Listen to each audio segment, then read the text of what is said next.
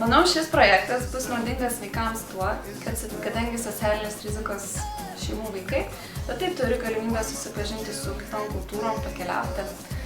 To neleidžia daryti jų finansinės galimybės, jų tėvelių finansinės galimybės. Dėl to atvykę žmonės iš kitų šalių galėtų jiems daug papasakoti, daug parodyti kažko naujo, kuo jie negali šiaip matyti ir susipažinti.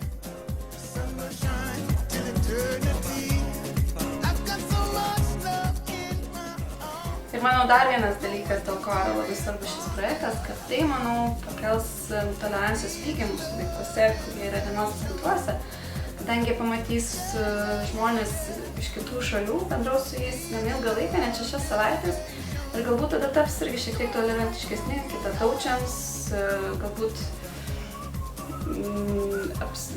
bet patys bus įkvėpti irgi pamatyti pasaulio daugiau, kažko siekti daugiau ir domėtis įvairesniais dalykais.